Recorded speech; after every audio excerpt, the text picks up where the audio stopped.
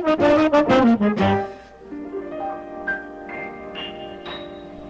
McGear, what do you think? You've heard all the clues. Is your brother Paul McCartney alive?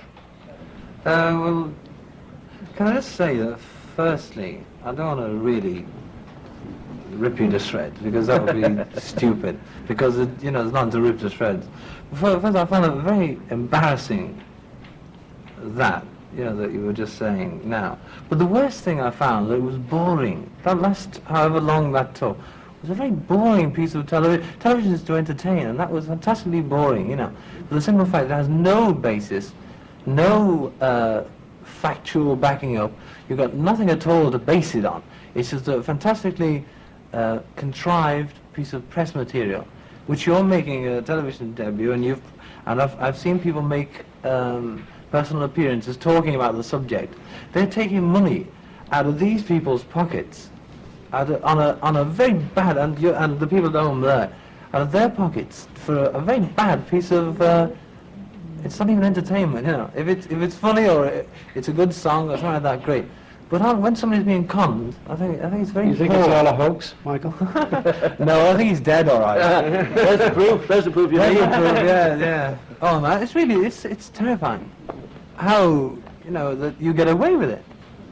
Yeah. Well, I think the point at which it becomes interesting is that it is an American phenomenon. I don't think that the British people would do this with this kind of a story. It was on once on the news that America had said something about a Beatle being dead.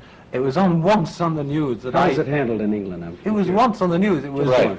From Precisely. 6:50 in New York. There is a report that Beatle Paul McCartney has died in a Good night. Right? Need I go on? That's correct. I mean, I think it's absurd to assume that Paul is dead. The thing that interests me about it is the fact that the Beatles undoubtedly have been the prime movers of this decade. They're the most influential people in the world, I think, Correct. in the 60s. And the way that America has responded to this absurd rumor of Paul McCartney's death. But don't you see you're assisting that rumor and you're advancing But you it see, for your own I good. didn't make it up. I'm not advancing No, it but for my good. even in not making it up, you're still perpetrating the whole thing, still keeping it going. It's a hoax, it's a con, which you are on this television set taking valuable entertaining time out of when Mike could be telling a couple of jokes or Douglas could be Singing You remember, songs. you remember the remark of Mark Twain when a report got out about Mark Twain having been dead, and finally they reached him in those days, and he said, "The report of my death is greatly exaggerated." I think that Paul said that almost those precise words When when was he was the, informed excuse me, of when was the last time you saw your brother? The last time Yes.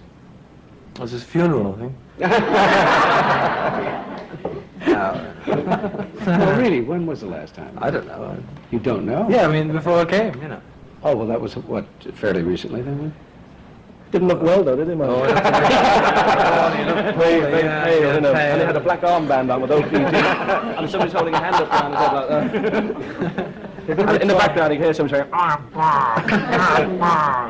Have you ever talked to That's a weird thing, experts?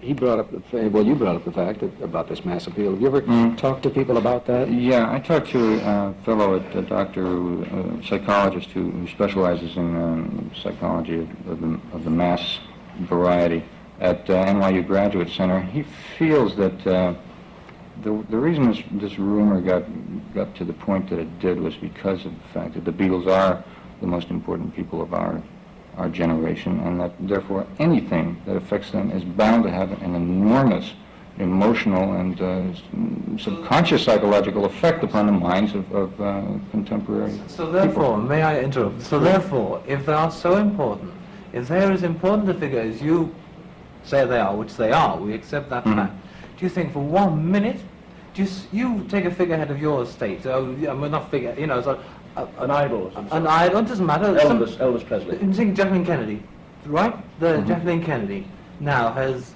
supposedly died. Somebody like that is a prominent figure in the public eye. You take that, and you mean to tell me that it could get to such lengths? I don't think so. No. It's impossible. I agree. I It quite would have agree. to be substantiated. I quite agree with you, yes. Wow. When Paul got married in England, was that covered in the American press? Absolutely. Oh, yes. Yeah, that was only this year, Yeah. last year. Yeah. Was it covered there? In England. But no. He didn't get married, you see. Anyway, it just went through the motions, you see, because it's, just a dummy standing there, People taking invites.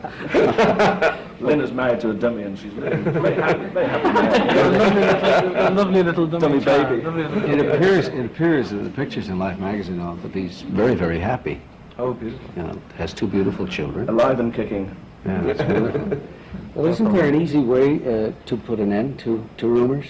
Well, the gentleman that I talked to at NYU, the mass psychologist, feels that the thing is going to die very rapidly after we come to a major point of rebirth or resurrection, such as Christmas or Easter. And he feels that the thing it's gotten such a messianic sort of quality about it now that the only way it's going to die is when we go through a You mean even after the point Lord of Michael making- had died here today, didn't it, Michael? Yeah. Well, if you listen to me and the people at home will listen to me, I hope to goodness it does. You know, I think it's a load of rubbish, and that was it. That's it. What about the Life magazine picture of them? Yes. It was taken a couple of weeks ago. Yeah. Didn't that put an end to it? Well, I have no quarrel with the fact that he's alive. I definitely think that he No, is. but I mean, among I those think who there are- are clues in here that prove that he's definitely alive. A A lot of people insist that it's a great put-on. I don't personally. I think maybe there was some kind of